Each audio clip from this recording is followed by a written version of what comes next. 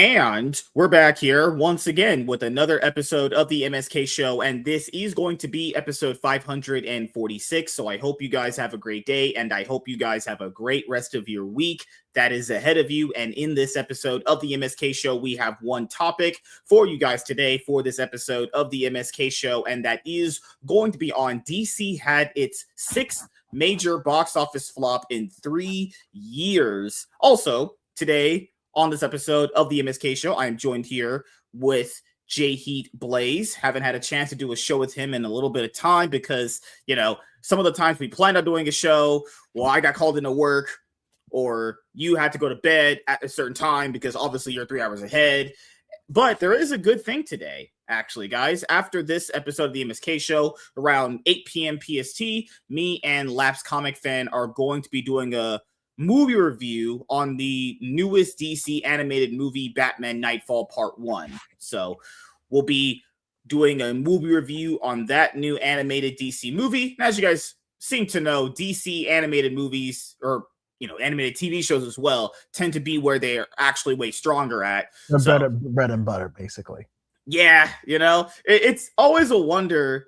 People always say, like, why can't they ever do this kind of thing in live action? Well, I always have said this too, as more of a way to help the overall perspective, is if most fans have identified you're really good in this aspect and you're able to convey what you want to convey in these TV shows and movies in an animated format, I don't see why you can't have a movie universe based around that kind of a format. I mean, literally, as you guys know, anime is animation pretty much 100% most of the time.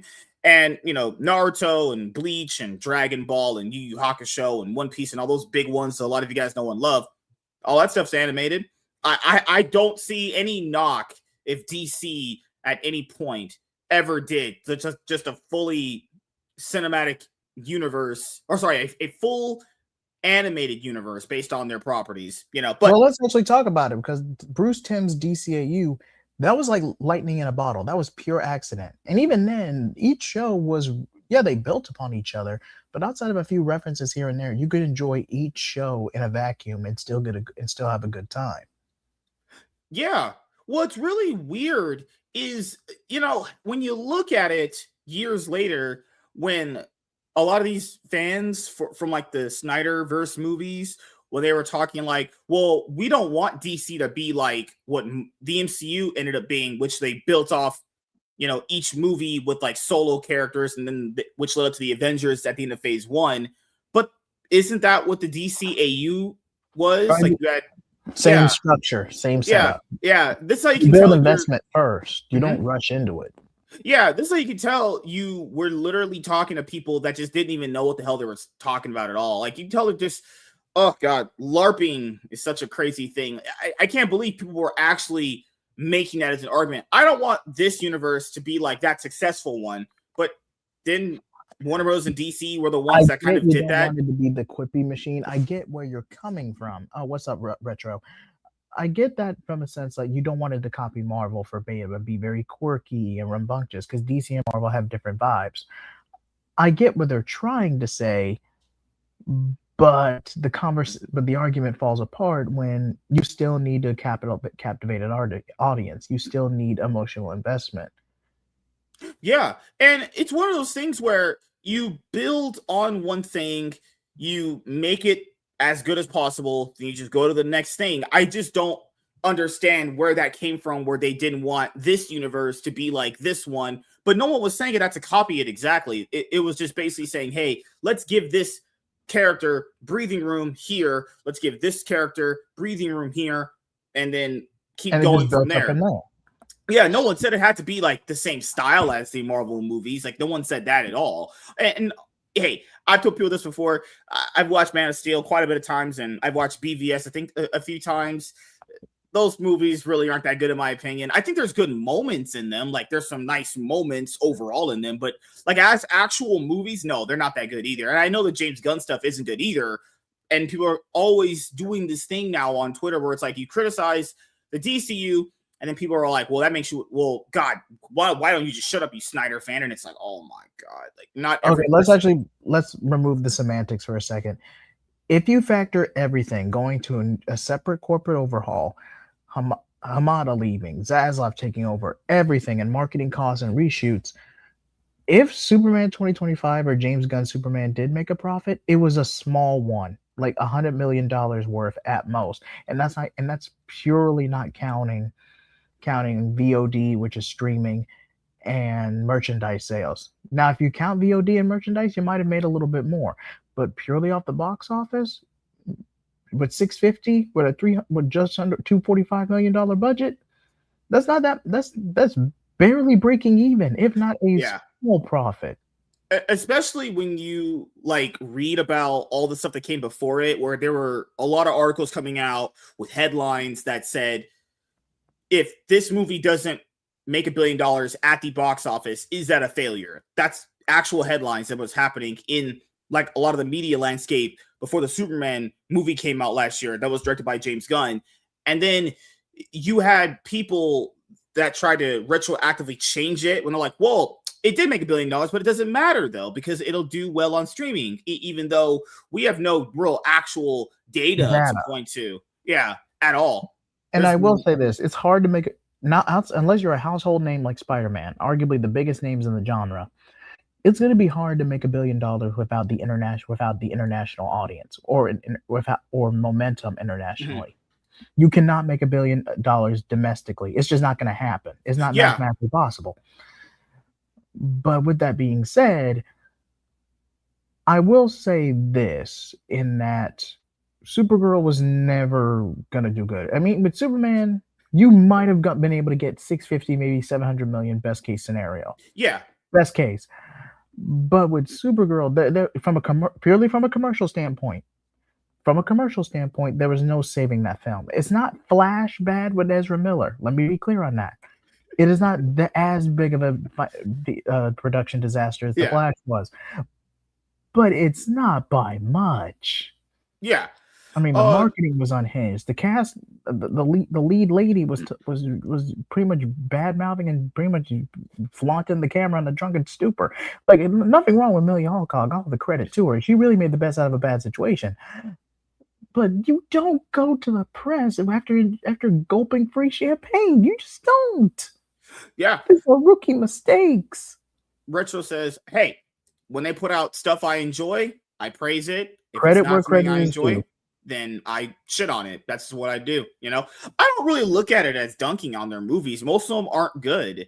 And that's just my own personal opinion. If you find that you get enjoyment out of movies like that other people don't, that's fine too. I don't really see it as dunking on them. And to be fair, you know, I look at this stuff from an entertainment perspective, like I think a lot of people do actually, and you're going to get varying opinions on it, you know, because I know a lot of people tend to, well, man, you guys sound really unhappy with this stuff. Why don't you just move on? Actually, I have been watching DC content since I was a little kid. I've had DC comics, animated movies I've watched, series. You know, I've supported a lot of the live action movies over the years in theaters.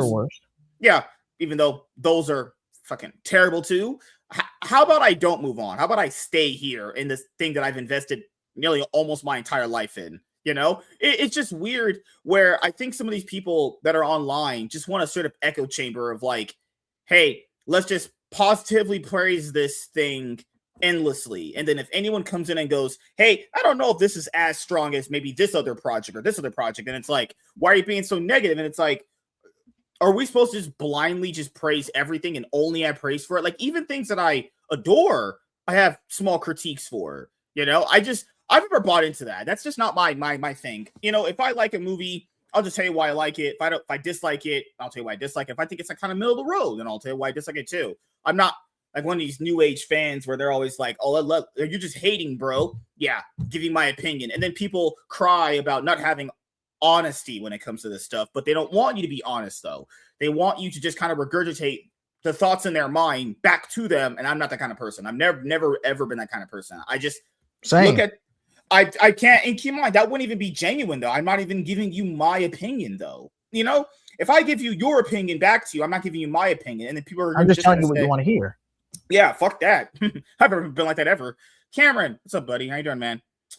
You know, at this point, DC brings it on themselves. They have blueprints, they just refuse to use them. Well, it's not even so much in terms of adaptation. You got to look at the business side of it too, Mhm. because I'm not going to go too much into conspiracy theory here, but I will say this, and I know y'all probably tired of hearing me saying that, but I feel like everything with Zaslav, with not Zaslav, with Safran and the DCU, it was to build momentum and the potential of these IPs. So Zaslav can cut his losses and sell DC Warner Brothers off the first chance he got because he got finessed by Emmerich and Warner Media. I will be the first to say it.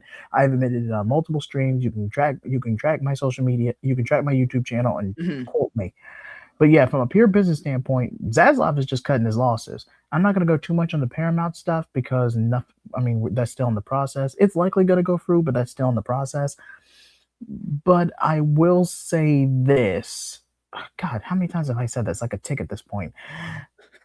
But to make it a long story short, you wouldn't do Supergirl right after Superman if you had full studio confidence. You just wouldn't, or by the higher ups, you just wouldn't do it.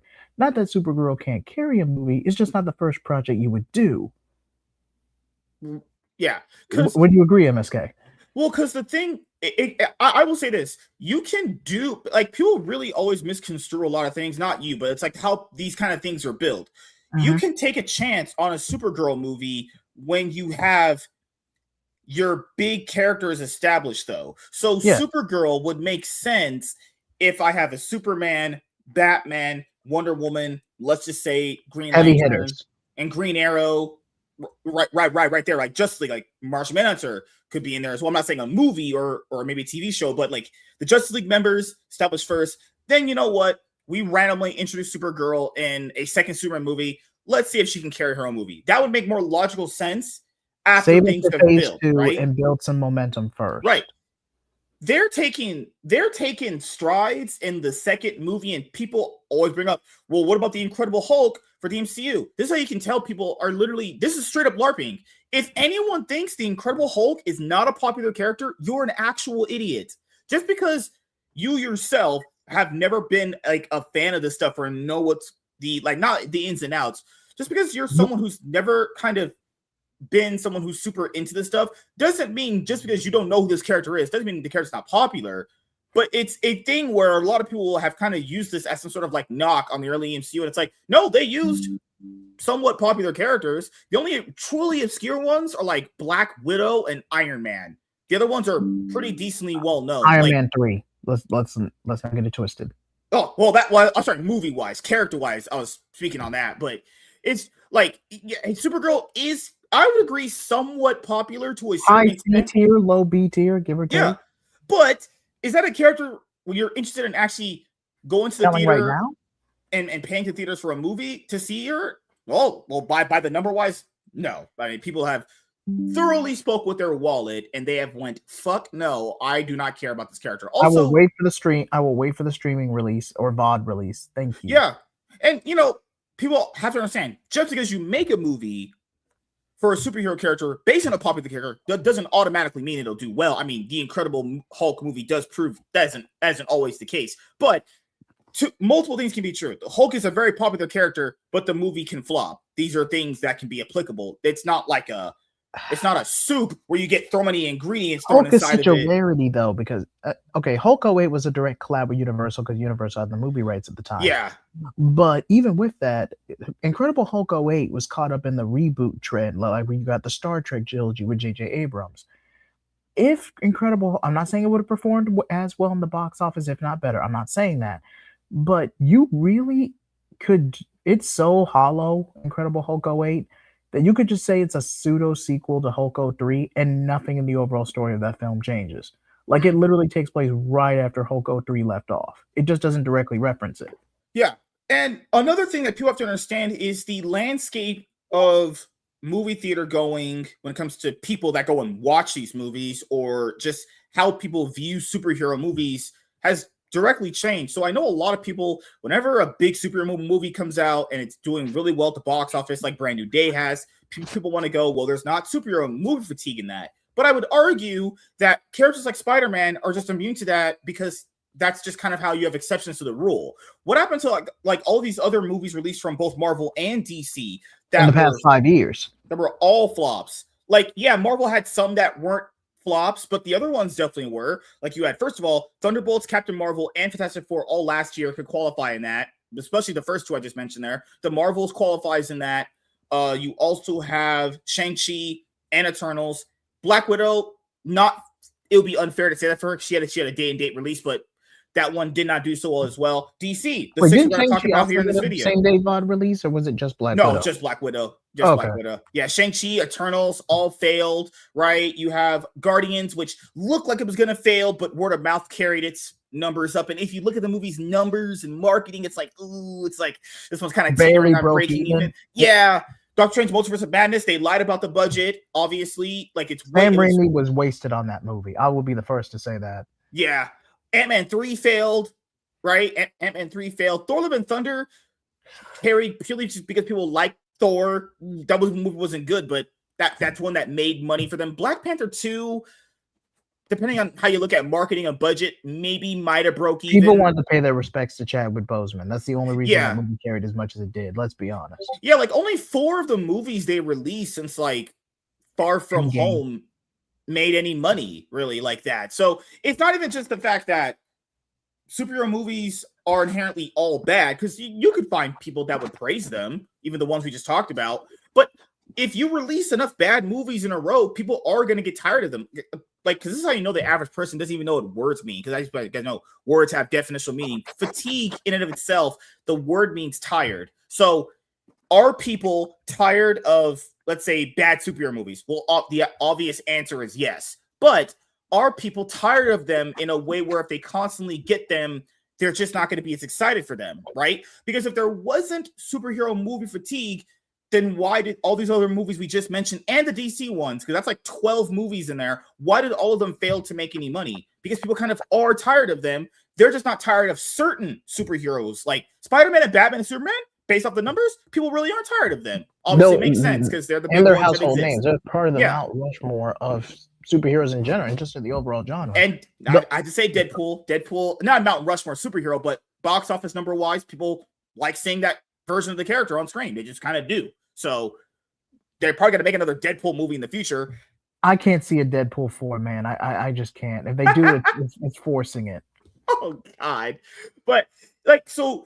As per Spider-Man Brand New Day's numbers, but I just can't see it.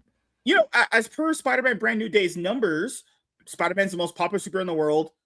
Batman would be second based off the Robert Pattinson movie that came out some years ago. And then you would say Superman because he made what? How much that movie making? Is it 650 million. 650, yeah, somewhere around. I want to say 650, but hey, you mind looking it up right quick? This James Gunn Superman movie? Yeah, I'm pretty sure it did like 624. Let me see right now. No, Google. I don't want Supergirl box office. I know that was a failure. I don't even think it made 130. It didn't. It made 124. That movie failed on every. Yeah, 618 made 618 for James Gunn Superman movie that came out last year. So yeah, those Man of Steel made more than that. Man of Steel made 660. Yeah, crazy, right? And what's crazy is when people bring up things like Rotten Tomatoes, right? The amount of reviews for Man of Steel is like 8 times what they are for James Gunn Superman movies. So if you look on Rotten Tomatoes for both Superman movies, the amount of ratings between them is like in the 100Ks for Man of Steel, whereas James Gunn's Superman movie has reviews in like the 10K range. You know, also looking at how much people actually willingly forked over money for both movies, Man of Steel sold more tickets. Now, that's not saying it's a better movie. Obviously, it's not. But, you know, I have issues with both of them. I don't really particularly care for both of it, any of them. But this is stuff. Also, another thing that really pisses me off with some of these movies is when, like, James Gunn says, well, Superman, his Superman movie is going to be based on, like, All-Star Superman.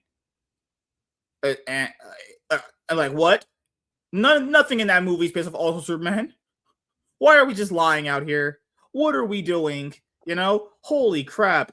Retro Game, he said, how is James Gunn's DC? Yeah, if you're asking me personally, not good. I don't know. Jade's opinion might be different. You know, for my opinion, I would say no. It's definitely not good. Do you think DC will pull the plus and probably bring in Zach to pitch in or revise? I don't know. The chances of that happening, definitely not. But you never know. Things could always change. Michael, what's up, man? My oat. Oh my god, nothing in that movie. Yeah, nothing. Unless you're literally counting the names of Superman and Lois Lane.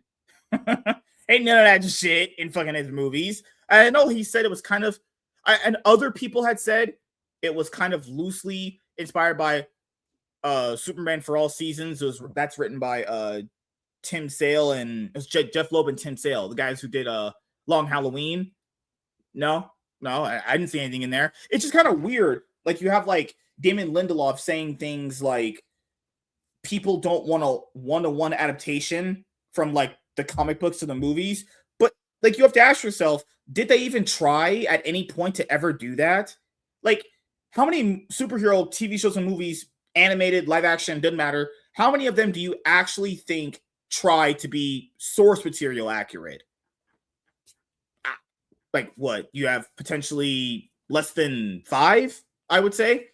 I would personally say they haven't even tried in any regard, my own personal opinion. So when you have people like Damon Lindelof saying, well, you know, I don't think fans want a general one-to-one adaptation, it's like, well, if you're saying that this superhero TV show, movie, whether it be animated or live action, is based off of this comic book, whether it be a miniseries, ongoing series, or a Elseworld book, then people have expectations when it comes to that. What I liked about what the Flash movie did was it was called Flashpoint, then they just changed it to the Flash. Yeah, so that kind of eases the expectations on what the movie might have. So if you made a Green Lantern movie and you called it, and you told people it was based off of Blackest Night, which is an event in Jeff Johns' Green Lantern run, people would go, oh my God, I'm expecting all of this, or a good amount of it, or at least 90% of it, right? Then, if the movie pretty much had just 5% of that, like some names and some locations, you would go, wow, that's pretty disappointing. That's kind of what we're dealing with. It's, you know, they should just stop saying some of these superhero movies and TV shows are based off some of these books, because they're really just mostly loosely influenced by them, and that's like locations and some names, pretty much. That's all it really is, honestly, you know.